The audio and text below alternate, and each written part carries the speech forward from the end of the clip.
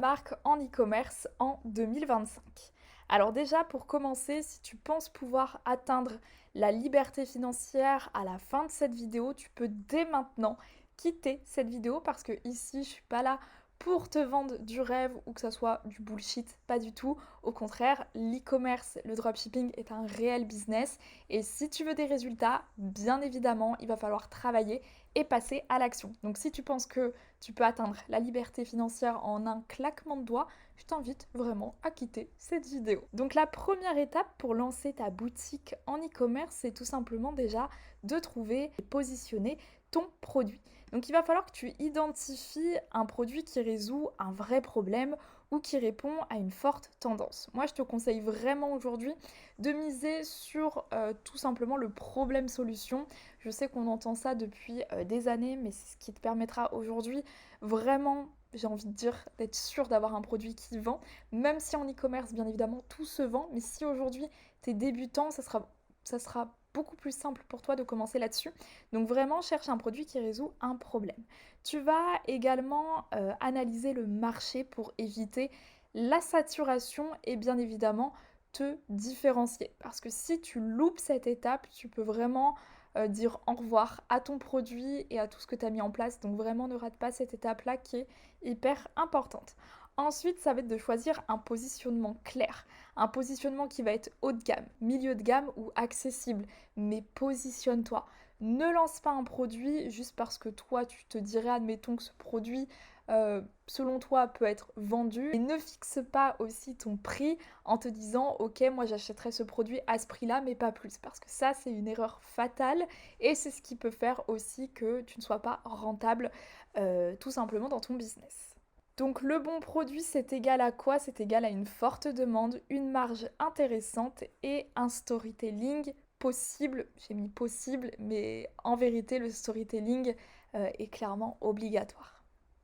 Ensuite, l'étape numéro 2, ça va être tout simplement de construire une offre solide. Donc tu vas travailler avec un fournisseur ou un agent. L'objectif, c'est bien évidemment de travailler avec quelqu'un qui propose le produit de manière qualitative. Ne vends pas un produit qui manque de qualité, ça serait vraiment dommage. Et pour ça, rien de compliqué.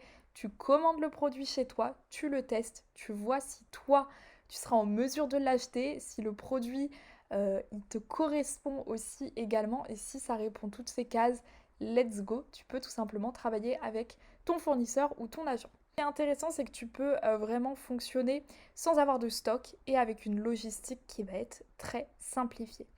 Au niveau de ta marge, alors ça, c'est une erreur que beaucoup de personnes font et je l'ai moi-même faite au début, c'est de fixer un prix au hasard sans réfléchir à tous les coûts qu'on peut avoir derrière.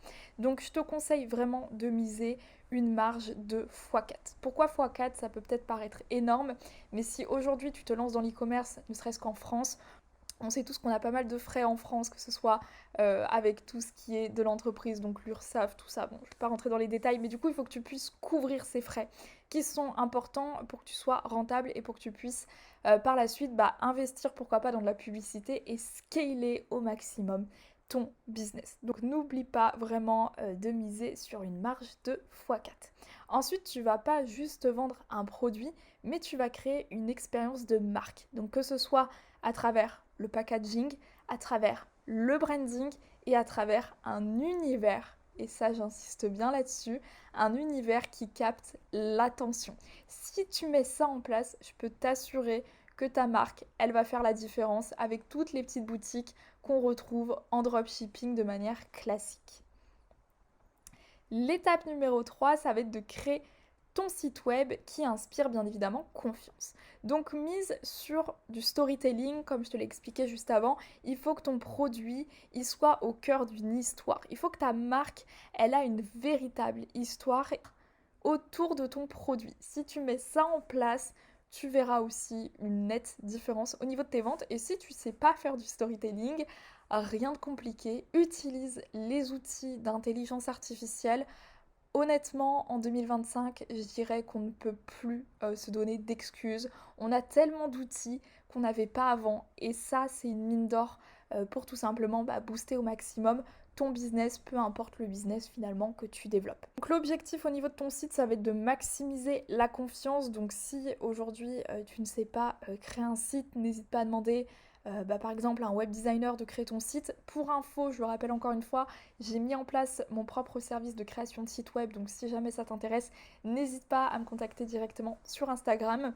Ensuite, tu vas bien évidemment mettre sur ton site la chose la plus importante, des avis clients, mais également des preuves sociales. Il faut qu'on voit aujourd'hui tes clients, il faut qu'on voit de l'humain sur ton site, parce que si on voit pas d'humain, personnellement, même moi, hein, je ne ferai pas du tout confiance à un site où je ne vois pas une personne dessus. Ça, c'est important. Ensuite, tu vas faire des photos et des vidéos de qualité.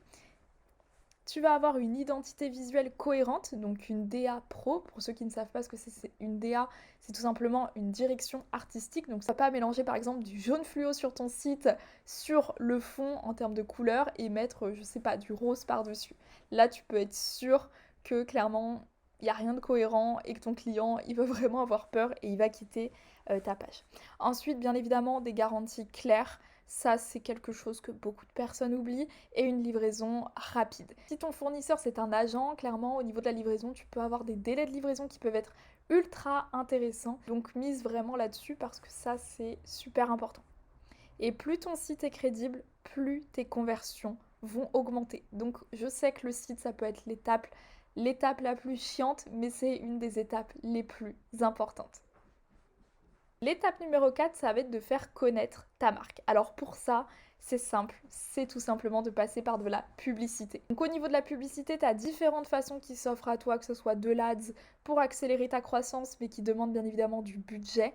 On va avoir le marketing d'influence, pareil, ça demande également du budget, mais ça va permettre tout simplement d'avoir une forte crédibilité parce qu'on va mettre quelqu'un en avant qui a déjà de la notoriété. Donc là-dessus, ça peut être plus simple, je dirais, que de l'ADS. Savoir que les influenceurs ont déjà une audience ciblée.